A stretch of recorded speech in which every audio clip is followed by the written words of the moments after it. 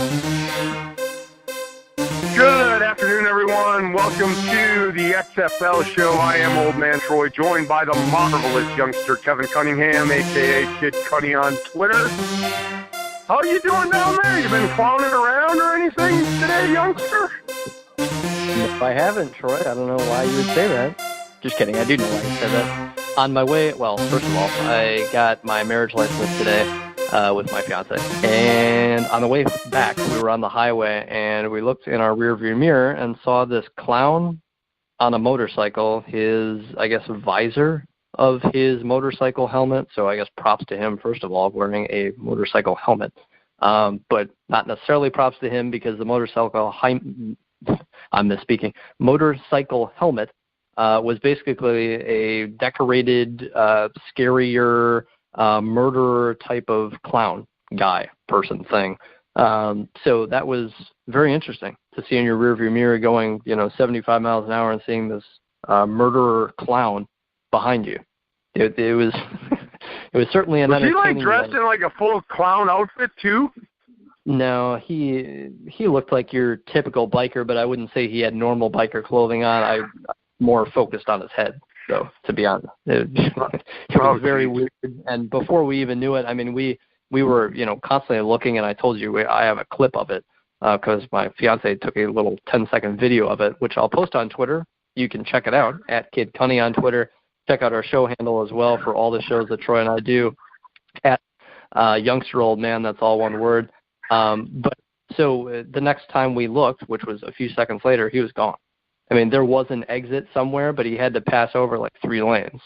So I guess he obviously made it off to that exit at some point, unless he, teleported somewhere. But it was a very odd end of the trip, I suppose.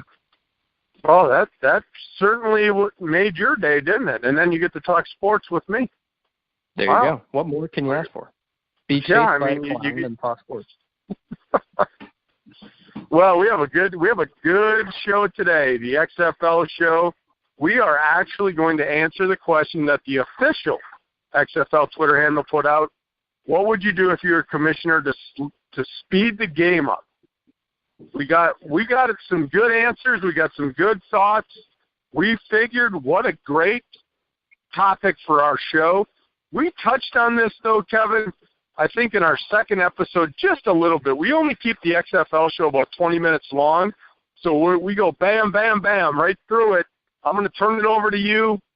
Get into the first idea. I'll give you my thoughts, and as normal, as you're talking, before you even hand it over to me, I may interrupt you because that's just what I do. As an old man, that's just what I do. Yeah, that's what we do here. The XFL, literally, XFL's Twitter account, which has, I think it's like 64,000 followers. It's at XFL 2020. Threw out the question 3 days ago. We're recording this on a Monday. On July 6th, they threw out the tweet, if you were the XFL commissioner, what would you do to speed up the game? Like you said, Troy, we touched on this. I think it was our second or third episode. This whole show outside of Killer Clowns is going to be based on this question. The top comment that got a lot of feedback was basically a running clock. The comment itself was clock doesn't stop when you go out of bounds. That makes perfect sense to me. If you just thinking about the NFL, thinking about college football, whatever it is, you think about going out of bounds whenever someone is forced out of bounds, whenever you're tackled out of bounds, whenever you throw the ball out of bounds. If you're a quarterback, no one's open, you don't want to force something, the clock stops. And so when you have a 60-minute game and every quarterback, no matter who you are, throws the ball out of bounds multiple times a game, obviously players go out of bounds for a number of reasons, that would certainly help. I don't know if a constant running clock the entire game, is necessarily the answer, but, a comment under that was good idea, maybe in the second and fourth quarter with 2 minutes left on the clock. That would be something. Another instance that I thought of just off the top of my head, based off that comment, was what about incomplete passes? I mean, that's another way the clock stops. I think that any time the clock stops, in regular NFL, CFL even, arena football, I know arena football I think has a running clock for a while, But any reason that the clock would stop, you can eliminate that and force something where maybe it is the last 2 minutes in the second and fourth quarters. And I know you've got an idea, Troy, on it as well, but I think a complete running clock probably isn't the answer. I think having a 2-minute warning at the end of every quarter, at the end of every half, some kind of thing that makes you, start to implement a little bit of strategy other than, oh, gee, look, the clock's, hit, 3 minutes and 30 seconds. So we need to, get going. It's never going to stop. I don't think that's the answer, but helping the clock kind of expedite the clock in certain ways. I know you've got an answer for this, Troy. I do, and I like the running clock idea. Being a soccer guy, the way that soccer runs is that the clock is running all the time, and the only guy that can stop the clock is the official. He's got the official time, and he can add injury time at the end of the half. Now, I don't think you do that in football. You're going to have the clock running for the fans to see and the players to see. But I think what you do is you run the clock. First quarter, 15-minute full run clock. Doesn't matter unless there's an injury. If there's an injury, you stop the clock. But I don't even think, Kevin, I always think of more ideas. I guess at the change of possession, like when you punt or you score, then you stop the clock, blah, blah. Right. But I think instead of a 2-minute warning, I think in the second quarter and the fourth quarter, you do it 10-minute running clock, 5-minute where it goes back to traditional rules. Now, you'll still have your timeouts. You can stop the clock at any time. I had mentioned this to you as we were kind of doing a pregame, though. You got to watch out for the shysters. A team gets tired. If there's this really up-tempo team and the clock keeps running and your team is down, you get the shyster who, man, hurt my knee, I hurt my shoulder, hurt my ankle. I mean, you got to find a way to, I guess, stop that. But I don't know if you'd have that if you have a 5-minute regular clock at the end of each half. You may, Right. I don't know.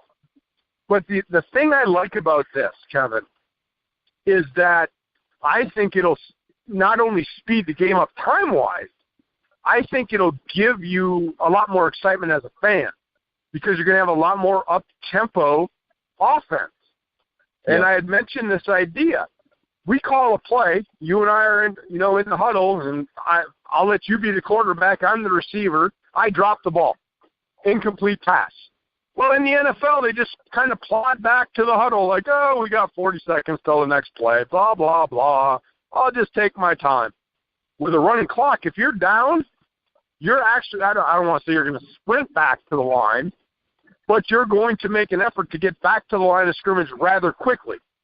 Yeah. Plus, as an offensive coordinator, I'm going to probably have my quarterback calling 2 plays, maybe even a third play. So if we complete this pass, then we're going to go into the next play because the clock is still running. But if it's an incomplete pass, then I want you to go into this play. So I think you would see a lot more up-tempo offense. I think it would increase the scoring because teams don't want to waste that time because even if you're ahead, you don't really want to waste the time. If you're up by 1 touchdown, what's a touchdown? So you're 1 pick six away from the game being tied. So you don't want to take that time off the clock. You don't know how much of that time you may need later in the game. I Right. think you would see a much more fast-paced offensive game with a running clock. I love the idea. I really do. Any additional thoughts on the running clock, youngster? Yeah, I like it as well. There's a number of other comments, a couple other at least, that I want to get to. But, yeah, I've got a lot of piggybacking ammo off of what you just said, but we always keep this show to 20 minutes or under, and usually it's closer to 15 because we want to get listeners in and out quickly. But I think that when you have even like the Aaron Rodgers, yeah, kind of like the all-you-can-eat Chinese buffet, in and out. They want you in and out of there. Pay your money, eat your food, and get out. Yeah.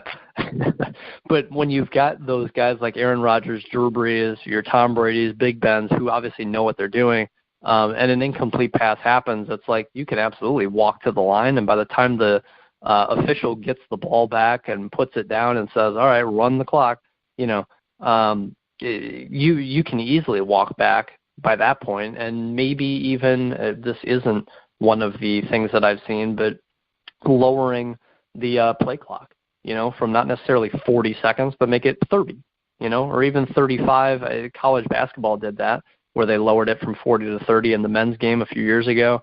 That absolutely helps, in my opinion. I think that absolutely helps for sure. I think with this, to keep my piggybacking short off your comment, it would absolutely help play. It would make play faster. It would force teams to, like you said, you brought up a good point of maybe having a couple plays for your quarterback to go to.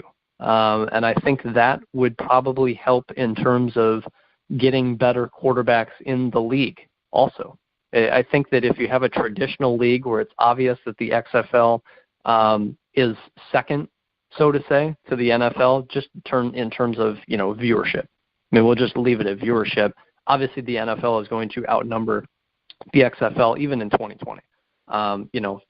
Whether it goes till 2023 and the league's thriving, whatever, the NFL is still going to be king in terms of football, just like the NBA would still be king in terms of basketball viewership. If, randomly a new professional basketball league started in this country, the NBA is still going to be king, at least for, the foreseeable future.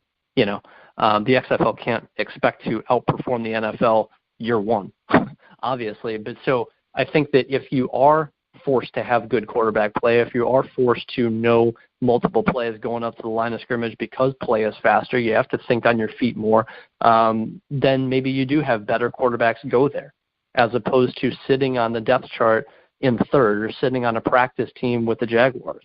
You can go to the XFL and get legitimate training, so to say, to even go to the NFL. And we mentioned this on the show before. If the XFL plays as a feeder system to the NFL, that's not necessarily a bad thing. Talk to G League players in the NBA who play for the NBA's G League and how much they get paid. That's a feeder system for the NBA. And the NFL is much bigger than the NBA. It just is. So playing second fiddle even for a few years, whatever it is, if that's what the XFL is trying to do, I think that would help quarterback play. You would see less quarterbacks going to arena football, seeing less quarterbacks sit on the bottom of the depth chart, seeing less quarterbacks going to the CFL. And if you have better quarterback play, that's what's going to help viewers want to watch these games. Because we talked about it on the show earlier, Troy and I did, about how teams in the XFL's first and last season that they had initially when it was kickstarted, teams averaged 21 points or more. It was like 2 of the 8 teams. I mean, it was just kind of crap. It wasn't even necessarily outstanding defense. It was just offenses that couldn't really get going. So if you have better quarterback play, it's not going to be, Drew Brees, Aaron Rodgers type stuff. But if you have better quarterbacks that can move and think on their feet quickly and call multiple plays, you're going to have better offenses. You're going to have more high scoring. It's going to be more entertaining to the casual fan, I think. So it helps in that regard. I'm going to move on because we're, 13 minutes into the show already. One comment also is, and I wanted 2 of these, the other 2 topics that I wanted to touch on here as far as comments that got a bit of feedback. One was less replay time. And while that's ideal, for replays and, oh, my God, was this player out of bounds? Did this player get a first down? Did this player score a touchdown? Was it a catch? All that stuff. Yeah, you want less replay time, but how many replays really are there in a game? Let's say there's 10. Let's say you shave that by 30 seconds each. That's what, 300 seconds? That's 6 minutes, 5 minutes? I mean, that's not really helping you. The other thing that I wanted to touch on before I kick it back to you, Troy, someone said that there should be less commercials or no commercials. And to me, if you're looking to eliminate the amount of commercials, that's not going to help you in terms of the XFL. The XFL is not going to limit commercials to speed the game up. I guarantee you, and it's funny because there was a comment under that saying basically, yeah, I never, watch a full NFL game because of all the commercials. It's all about the money. Ha, ha, ha. It's like, yeah, it's all about the money. That's how these leagues make money. is by commercials and the amount of viewers that you can sell to Pepsi saying, hey, want to play a commercial on the XFL during the second quarter? We're going to get this many viewers for you to watch. That's how these leagues make money. It's not ticket sales. It's not jersey sales. That helps. But the TV rating number that you get, I mean, that's what really gets your league, any television show out there, that's what gets it going. That's why any radio show exists, is because at the end of the day, you can say, hey, I get this many listeners, this many viewers. So to cut commercials, that's not an option. just wanted to eliminate that. And again, less replay time. That's just, yes, it would be Kevin, ideal. I'll throw something out there about commercials, though. Yeah. And I agree with you 100%. You can't eliminate commercials. That's how they make their money. That's the business side of it. The league needs to make money. If you don't have commercials, you don't have sponsors, you're not going to have any money. However, in the world of technology, have you watched any golf or Wimbledon or tennis? Or even baseball. I was watching MLB baseball on Sunday night, and they have a split screen where they have the game playing, and then they have the commercial on the left or on the bottom right. I think the NFL even started that a year ago. I think it was literally last year. The NFL, and maybe I'm off on my rocker here, but I think the NFL a year ago started doing that, where during certain times, like after the kickoff, a team scores, you have a commercial, then you have the kickoff, then you have another commercial. I think during that second commercial especially, the NFL started saying, let's go to a split screen. So, not to cut you off. So that would be an option. That would be an option to think about, is to do something split screen, especially if you're going to have a running clock. That way you don't have to wait, because you think about this, Kevin, if you have a running clock and the team is continually going down the field and they're getting first downs, they could eat up 8, 9, 10 minutes of that first quarter, by going down the field to score. So I think the split screen might be something to think about, because it would work, because you'd still get your commercial, you'd still get your money from the company, and you're still there split screening it. The other thing about the replays, Kevin, whoopsie-doo-hoo. The thing you do with replays is you make the replays efficient. You have a protocol, you have how it works. I mean, I'm not a big fan of the replay. I'm an old school guy. But you know what? You want to make sure the calls are right. You want to make sure that there's, not a lot of controversy going on, and there still can be with replays. You just don't want to spend 10 minutes going over a replay. So on the replay, just set a time limit. Like, look, there's a central command. I like that idea when there's a replay. The way Major League Baseball does it, I really like that. And I think the NFL is doing that too. But have a guy that's watching the game, that's kind of not there, looking at the play. You're going to send it to replay. He's looked at it. Boom. He sends it down to the referee. Like, this is what I saw, blah, blah, blah. Don't get into this huge debate if you're the referee and, oh, my God, you're going to overturn my call. Who cares? The guy that's sitting in the booth or wherever he's sitting, whatever he says, he's the king power. Doesn't matter. There's no debating it. I didn't see a catch. It's no catch. Blah. Boom. Done. Move on. Get the game moving. I don't think you eliminate replay, but I think you limit the amount of time that is spent doing replays, because I think that's the problem with replays.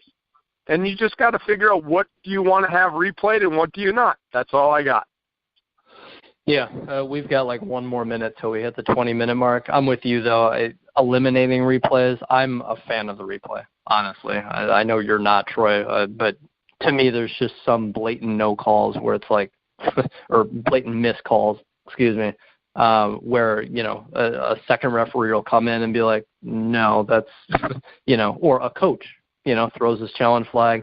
I don't think we should eliminate that. I think being more efficient, I think that is the answer for sure. The last thing that I wanted to mention here, I see a tweet here, better tracking of the football on the field, and it got me to thinking we may go a little past 20 minutes here. But my thought was, when reading this tweet, I'm sure you've seen it, Troy, and I don't know if, because I haven't seen an NHL All-Star game in a couple of years, but the NHL All-Star game used to have this purple shadow on the puck. I don't know if they still do it. they have this like purple shadow following the puck so that it's easier to see for the viewer on television. And I think that in football, if you have a little purple glow, whatever it is, whatever color, to enhance that, I think that might help. And I think that for a casual fan especially, because sometimes like my fiance would be watching a Titans game with me, and it's like, where'd the ball go? Who has the ball? And sometimes it even fools the replay people, the camera people, following the ball in like a play action or a fake pass out to the screen, out to the side, out to the flank, and the camera will go there, but the quarterback still has it, and he throws it down the field. I think having, and not that that's going to help the cameraman any, but television viewers, I think it's more interesting to see the ball highlighted because it made it a lot more interesting, not necessarily more interesting, but just almost easier to follow. Watching hockey, watching the NHL All-Star Game, to me as a hockey fan, I mean, I'm not a big hockey fan. I'm just not. I think it's cool. I think it's fun to go to, but I'm not a huge NHL fan, so to say. But I think that having that little glow on the puck, maybe as stupid as that is, it helped me follow, so to say. It was more interesting to watch, as weird as that is. I don't know your thoughts on that, Troy. But, again, we're pushing the clock as it is. Yeah, I mean, it would be cool for the casual fan. I mean, I know we're talking about speeding up the game. That's not really a speed up the game type thing, but it would be a cool thing for the casual fan who's just trying to tune in. Like, oh, look at that pass. Oh, there's the ball. Yeah, the play action. Oh, the quarterback still has it. Yeah. So, I wouldn't argue with that if that was something that the XFL wanted to do. It'd be like, yeah, okay, that's cool. But, I think – oh, go ahead. The last thing I wanted to mention, I'll be done with this quick. Last thing I wanted to mention is some of these comments for this are like changing the game kind of a lot. And to me, I think you want to keep football. I think that's the last thing I'll go on, is that you don't want to change the game so much that it's like arena where there is a constant running play clock and you have nets on the field, to block missed kicks, and then teams can, replay the ball off a missed kick off a net and, play it like it's an interception. It's just weird. And having players, running 20 yards behind the line of scrimmage and then running up to the line of scrimmage before a snap's called and then the snap goes so the receiver has, an extra head start. I think stuff like that's just weird. To me, it's almost too different. Not to say that the NFL is perfect, because it's not, or college football is perfect because it's not. But to me, you don't want to change the game so much that it's like, hey, want to watch football is perfect, youngster. Yeah. Football is perfect. I'm not going to say a league. Yep. And I'm going to go back to what we said in the first show. First ever XFL show. What did we say? What is going to keep us watching the XFL? Good football. Yep. Good football. You don't need to come up with gimmicks. You don't need to come up with, oh, this is a wow, look at this rule, and wow, that's pretty cool. If the ball is batted in the air and it hits the ground one time but bounces in your hand, it's still kind. I don't need gimmicks. Right. I want to see good football. And again, I said it, and if you want to go back, those that are listening in, first ever XFL show. I don't need Aaron Rodgers superstars. I don't need Odell Beckham superstars. I don't need Todd Gurley superstars. I need good football. I can have a bunch of no-names playing on my television, and if it's good football, I'm going to watch it. So, I know we talked about speeding up the game, Kevin, but honestly, to me, you mentioned it with baseball. You go to a baseball game, you're there for 3 hours. You go to a football game, guess what? You're there for 3 hours, maybe 3.5 hours. I grew up that way. I'm okay with that. Like you said, the replay, I'm okay with replay. I'm just, I'm not going to jump on the bandwagon all the time. I grew up in the 70s and 80s.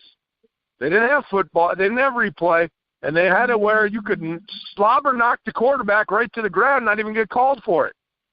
So that's old-fashioned football, and I understand player safety. I don't want anybody to get hurt. But I just want to watch football. Good football. That's why I said football is perfect, Kevin. Like you said, the NFL is not perfect. College football is not perfect. But the game of football, to me, is perfect. when it is played the right way. I don't care what league it is. There's rules in every one of the leagues, but when they're actually playing football and it's played the right way, I love football. That's all I got to say, youngster. What else you got to add to the listeners today?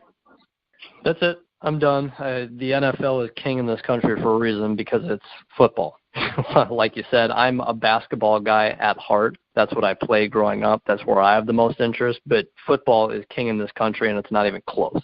I mean, there are NBA playoff games that don't even touch NFL regular season games between average teams and what the ratings are for those games. It's obvious that football is king, and if the XFL can somewhat replicate that but help expedite the process a little bit, I think that's why they threw the question out there on Twitter, is because they want to know. They want to make the game faster. They want to make it more entertaining. And so I thought we went over a number of different things on the show. I like doing the show. Oh, yeah, we could have done this show for like 4 hours about how to speed up the game. But we're going to do it every week. So for those listening in, tune in every week. And if you're the XFL executives listening to this show about what we would do to speed up the game, the youngster and I want to be the official podcast of the XFL. So find us on Twitter at TroyRobert967, at Kid Cunny, our show handle at YoungsterOldMan. I think we would be a great podcast for the XFL, youngster. But with that said, hope you enjoyed the show today, everybody. The youngster and I will get back with you next week.